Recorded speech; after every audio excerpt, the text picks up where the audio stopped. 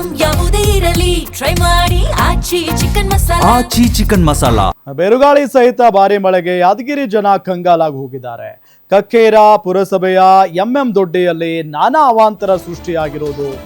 ಸಿಡಿಲು ಬಡಿದು ಸೂಲಪ್ಪ ಅವರಿಗೆ ಸೇರಿದ ಎತ್ತು ಸಾವನ್ನಪ್ಪಿದೆ. ಧರೆಗುರುಳಿದಾವೆ ಮರಗಳು,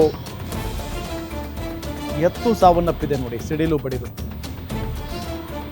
ಇನ್ನು ಮರಗಳು, ವಿದ್ಯುತ್ ಕಂಬಗಳೆಲ್ಲ ಬಿದ್ದಿದ್ದಾವೆ. ಮನೆ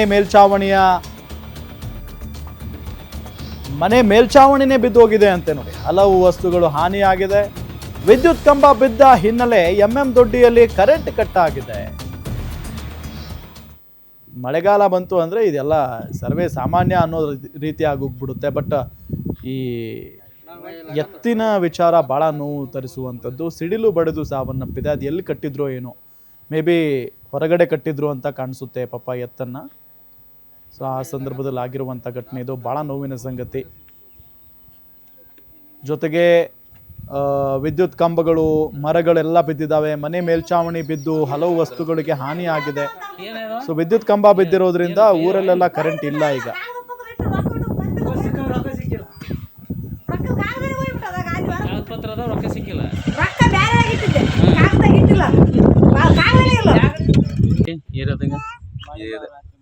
ಮಳೆಗಳ ಎದ್ದುಗಸಿ ಕಂಬ ಬಿದ್ದು ಎಲ್ಲ ಸತ್ಯನಾಶ ಆಗಿ ಮತ್ತೆ ನಮ್ಮ ಮನೆ ಮೇಲೆ ಇದು ಬಿದ್ದು ನೋಡ್ರಿ, ಗಿಡ ಬಿದ್ದೈತಿ ಎಲ್ಲ. ಒಳಗ ನಾವು ಮನೆ ಸರಿದ್ವಿ, ಒಳಗ ಕುಂತದ ಸತ್ಯನಾಶ ಆಗಿ ಹೋಗ್ತಿದ್ವಿ ನಾವೆಲ್ಲ ಹೊರಗಡೆ ಇದ್ರ. ಯಾವಾಗ ಆಗಿದೆ ಅದು? ರಾತ್ರಿ ಆಗ್ಯದ ನೋಡ್ರಿ. ರಾತ್ರಿ 9-10 ಗಂಟೆ ಸುಮಾರು ಆಗೈತೆ ನೋಡ್ರಿ. ಮನೆಗೆ ಎಷ್ಟು ಮಂದಿ ಇದ್ರಿ? ಮನ್ಯಾಗ 6-7 ಮಂದಿ ಇದ್ದೀವಿ ನೋಡ್ರಿ. ಇಲ್ಲೈತೆ ನೋಡ್ರಿ ಮಕ್ಳಿಗೆ, ಮೊಮ್ಮಕ್ಳಿಗೆಲ್ಲ. ಈ ಮನ್ಯಾಗ ಎರಡು ನಿಮ್ಮ ಮನೆ? ಎರಡು ನಮ್ಮೂರು ಮನೆ. ಏನೇನ ಕಂಬ, ಕರೆಂಟ್ ಕಂಬ ಇದ್ರ ಮೇಲೆ ಇತ್ರ ಜನತ ಮನೆ ಮೇಲೆ.